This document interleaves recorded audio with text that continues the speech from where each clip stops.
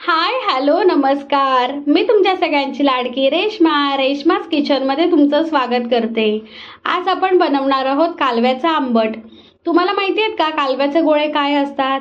समुद्राच्या काठी जी कातळ असते ते कातळचं वरचं लेअर फोडलं की आपल्याला त्याच्यामध्ये कालव्याचे गोळे मिळतात.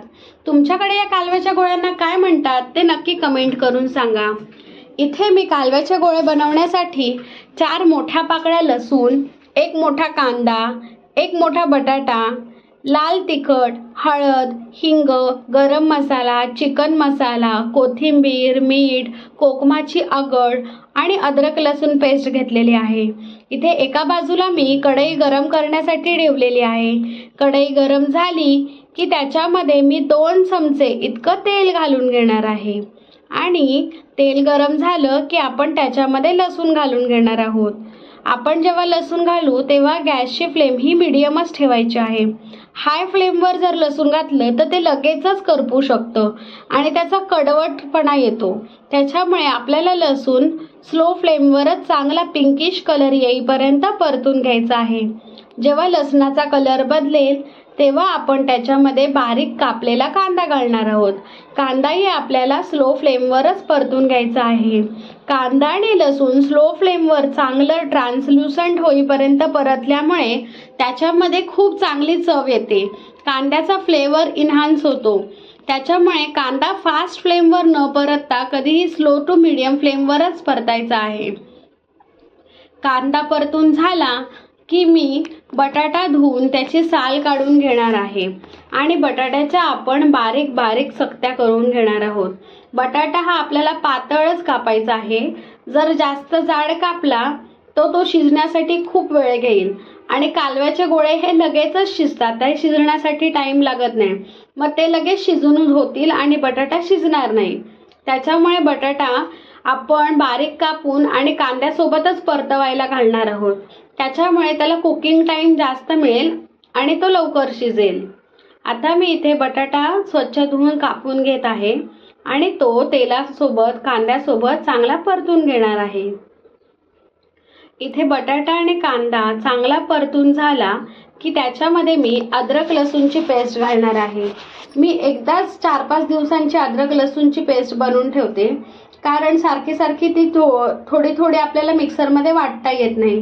म्हणून ती एकदाच वाटून ठेवली का ते 4-5 दिवस टिकते. त्याच्यासाठी त्याच्यामध्ये थोडंसं मीठ घालायचं. मीठ घातल्यामुळे फ्रीजमध्ये ती 4-5 दिवस काय चांगले 7-8 दिवस पण टिकते. आता इथे मी अद्रक लसूणची पेस्ट घालून चांगली परतून घेणार आहे. प्रत्येक गोष्ट तेलासोबत परतणं खूप गरजेचं आहे, नाहीतर ती कच्ची असल्यासारखा फ्लेवर देतो.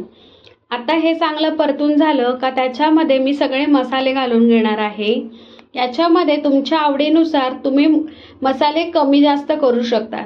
हा आमचा घरचा मसाला असल्यामुळे त्याचा तिखटपणा आणि रंग खूप चांगला येतो. त्याच्यामुळे मला इथे एक्स्ट्राचं काही दुसरे लाल काश्मीरी मिरची वगैरे काय घालायची गरज लागत नाही. आता कांदा बटाटा ह्याच्यासोबत मसालाही चांगला परतला की तो तेल सोडतो. जेव्हा मसाला तेल सोडेल तेव्हा आपण त्याच्यामध्ये कालव्याचे गोळे घालून घेणार आहोत आणि तेही चांगले परतून घेणार आहोत. आपण कालव्याचे गोळे हे वाफेवर शिजवणार आहोत. वाफेवर म्हणजे कढईवर आपण एक झाकण ठेवून त्याच्यावर आपण पाणी ठेवणार आहोत. त्याच्यामुळे काय होईल, त्या पाण्याची वाफ होईल आणि कालव्याचे गोळे हे वाफेवरच शिजतील.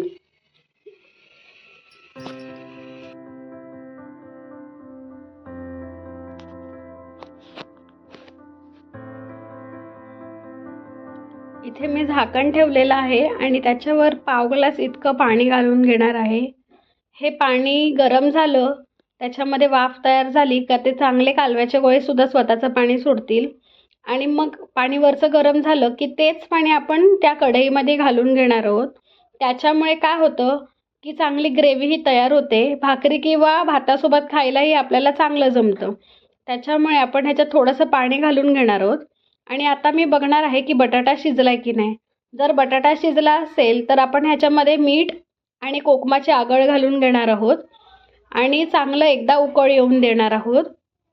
त्याच्यानंतर हे चांगलं मिक्स करून मी एका बाजूला कोथिंबीर बारीक कापून घेत आहे आणि कोथिंबीर बारीक कापून झाली का आपण ती कोथिंबीर त्याच्यावर घालून आपले कोकमाच्या आगळातले आंबट असे कालव्याचे गोळे तयार आहेत, ते आपण सर्व करणार आहोत. तुम्हाला जर ही रेसिपी आवडली असेल तर माझ्या चॅनलला लाईक, शेअर, सबस्क्राईब करायला विसरू नका. रेश्माज किचनला नक्की फॉलो करा आणि तुम्हाला कोणत्या रेसिपी बघायच्या आहेत ते कमेंट करून नक्की सांगा. थँक्यू. आणि माझ्या फेसबुक पेजलाही नक्की फॉलो करा.